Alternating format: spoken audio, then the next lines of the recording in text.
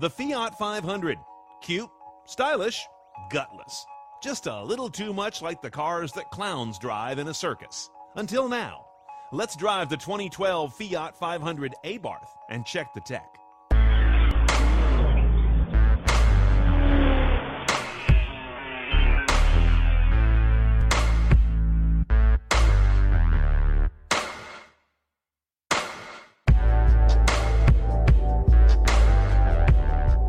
Abarth. That's not an acronym. It's a guy's name, Carlo Abarth, the famous Austrian masochist who devoted much of his life to making Fiats go fast. We've got 17s on here, but 16s that look like that are stock. I'd pass on the tape stripe and a much more ballsier kind of a rear end with a splitter and a little wing above the glass. Now let's go inside. Okay, from our previous Fiat 500 video, you recognize this cabin. Cutesy and retro in its own way, but not so over the top as a Mini. The concentric gauges are here, speedo on the outside, tack in the middle, a little info display in the center there. That's frustrating because you can never get it to the right brightness because it's so much brighter at night than the gauges around it. This is new over here, the turbo gauge, because the Abarth has a turbo.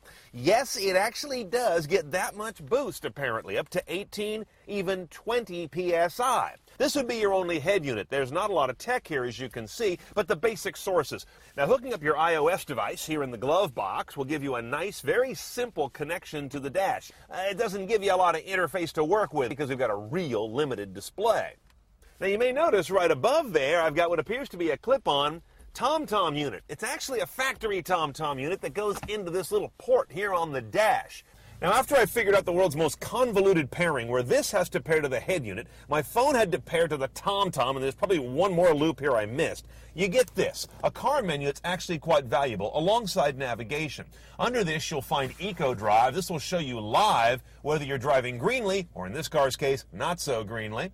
You've also got the ability to drop in to this area here where you've got your phone in a much more graphical interface than on that ribbon display. And finally, if you head over here, you're going to find your media player. Again, that is the wired player that is in the glove box, not Bluetooth streaming. Down here is your one-choice only gearbox, 5-speed manual, no automatic yet. There's an expectation the Abarth will get an automatic for broader market appeal, but so far they're doing it right. It's a small thing, but this whole array of buttons annoyed me. First of all, the sport mode button. Wouldn't you invest in an LED so it lights up when you press it?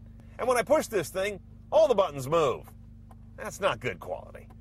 Locking the doors, there's nothing up on the top here. You just push the door lever in to lock, out to open. Last time we drove a 500, it was a C. That means it had that retractable pleated cloth top. Very cool. This car doesn't come with that, not possible on an Abarth, but you do have an optional glass moonroof. This guy's $850 additional. The frustration is that's as closed as it gets, with a mesh thing over it. There is no solid panel to draw closed, so on a hot day or during the summer, you cook all the time, at least a little bit. But you can't tell the story of a Fiat 500 Abarth inside the cabin. You got to do that under the hood. We're going there next.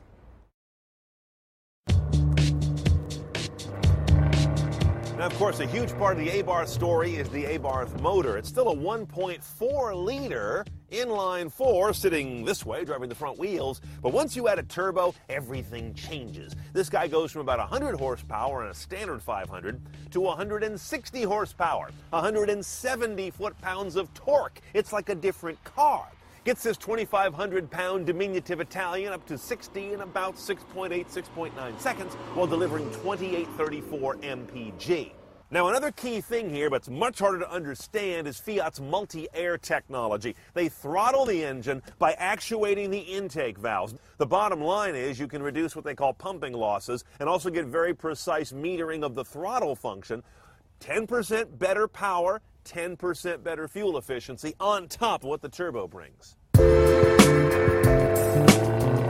Fun car is the first thing you get the impression of. It's light and tossable in a different way than a Mini. A Mini always feels kind of heavy and kind of like a sled to me.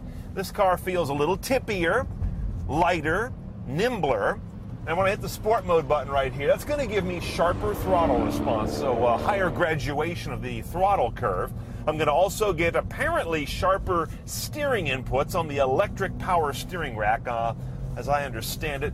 and that's about it. The next thing you notice after you get the sport dialed in and you get this guy pushed around a corner is that it rides like a truck. Although I shouldn't say that because truck makers would sue me for libel. I don't know what it rides like, but it's a jouncy little ride. Part of that is the fact that it's got the firm suspension, we've got the bigger wheels riding on 45s, and we've got almost no overhang front and rear on this car. Overhang in front and behind the axle line really does a lot to modulate a car's ride. This car doesn't really have any to do that. So I'm sure on paper, this is not the best handling car. There's no limited slip differential, it's front wheel drive, it's got a pretty simple suspension, it's a torsion bar with springs in the rear, but it adds up to more than the sum of its parts. It's fun to drive and it's got credible power where the real basic Mini does not. Okay, a 2012 500 Abarth is going to run you $22,700 delivered. It's a pretty cheap date and comes in about $1,000 below a base Mini Cooper S, by the way. The options I'd go for, $850 for the glass roof, even though you're going to get head cancer, but you have a good time doing it. $1,000 will get you these 17s. You got to think about that. As we noticed, the ride is already brutal enough. I would probably drop down to the 16s, perhaps. And then you're going to look at the $400 for that TomTom unit that I'm going to do anything else with except buy that.